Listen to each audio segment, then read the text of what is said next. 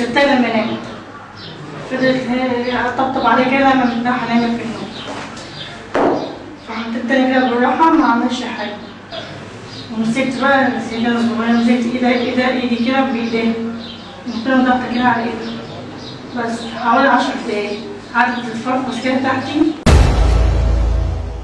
بس ما عيطتش ولا صوتت، عملت كده بس، وبعد كده سكتت معرفتش تتحرك، وبعد كده سكتت معرفتش تتحرك.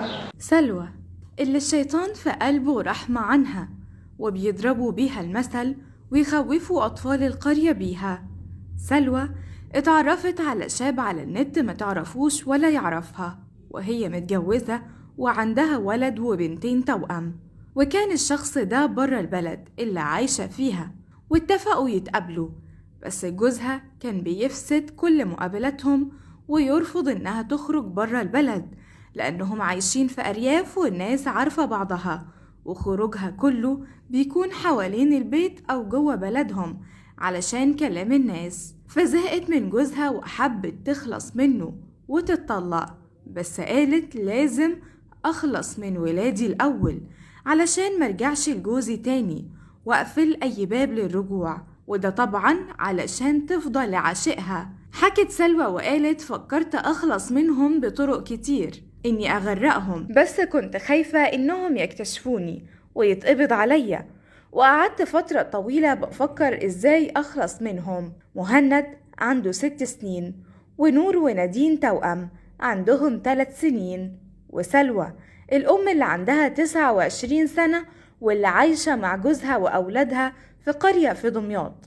كانت دايما بتعاير جوزها لأنه مش كمل تعليمه، وشايفة إنها أحسن منه، وكل شوية تقوله طلقني، وكان بيرفض علشان أولاده، وبيقول لها هعملك كل اللي انتي عاوزاه بس ما تضيعيش البيت والأولاد. ولما تروح لأهلها تخلق مشاكل وهمية علشان ما يرجعوهاش لجوزها تاني، لكن أهلها كانوا بيرفضوا وبيقولوا ما عندناش طلاق، وأولادك ذنبهم ايه تبعديهم عن أبوهم، ودول 3 هيتربوا ازاي؟ وبطلي بقى تشوفي نفسك على جوزك اللي بيحبك وبيحب عيالك وبيتمنى لك الرضا، ارضي بعيشتك وقولي الحمد لله. بس كلام أهلها كانت بترميه وكأنها ما سمعتش حاجة، وبرضو راضية بعيشتها.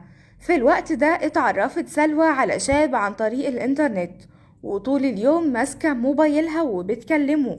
أول ما جوزها يمشي تبعتله فورا وتمسح الشات على طول علشان جوزها ما يعرفش حاجة، وبتكلمه. وبدأت تزن على جوزها إنهم يسيبوا القرية اللي كلها أرياف ويروحوا يعيشوا في دمياط الجديدة اللي كلها عماير وناس ما تعرفش بعض، علشان يخلالها الجو تعرف تقابله براحتها. جوزها كان رافض في البداية، بس عشان يراضيها في الآخر وافق، وراحوا عاشوا في دمياط الجديدة.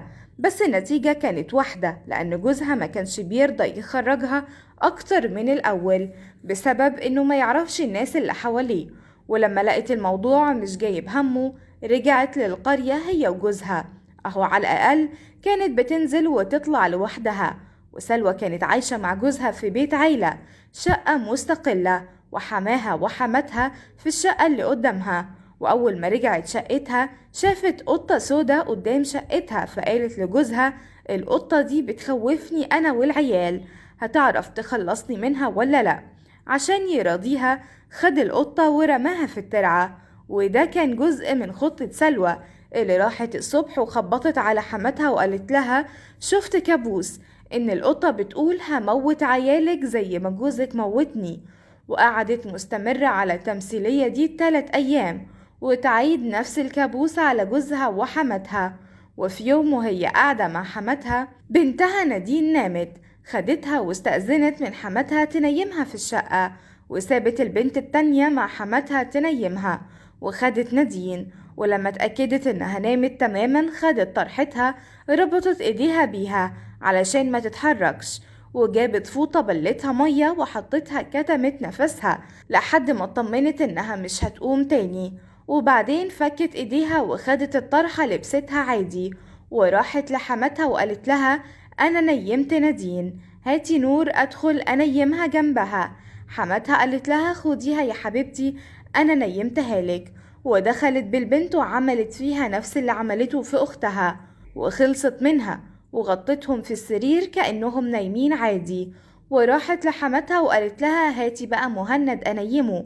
بس الولد مرضيش يروح مع أمه وقال لها أنا هنام هنا في أوضة تيتا، وأمه تحاول معاه كتير برضو مرضيش وسابته لحد ما نام. وقالت لحماتها أنا هاخده بقى من أوضتك لأن أبوه بيحب يشوفهم التلاتة قبل ما ينام. فخدته وكررت معاه نفس اللي عملته مع نادين ونور، بس مهند كان أكبر منهم وكان صعب عليها إنها تخنقه. الولد قعد يعافر معاها ومن شدة خوفه عمل حمام على نفسه وتعبها جدا وهي بتخنقه، وما كانتش قادرة عليه لحد ما تأكدت إنه حصل إخواته، وغيرت له هدومه ولقت رغاوي بيضة بتطلع من بقه فمسحتها، وبصت على اخواته لقت نفس الرغاوي فمسحتهم كلهم، وعملت عشاء لجوزها واستقبلته وكلت معاه.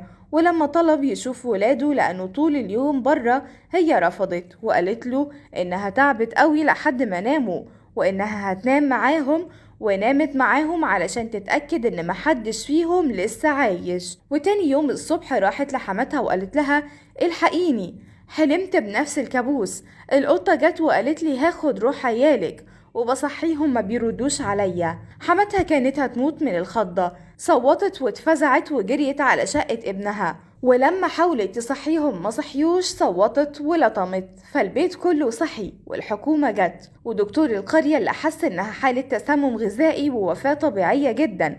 وقبل ما الدكتور يكتب التقرير الشرطة كانت بتعمل تحرياتها مع الجيران اللي قالوا ان الزوج والزوجة كانوا دايما على خلاف مع بعض، وكانت بتهدده انها هتسيبه وتتطلق منه بعد ما تحرق قلبه على العيال، وإن في قطة هو رماها في الترعة، ومن ساعتها ومراته بتحلم بكوابيس.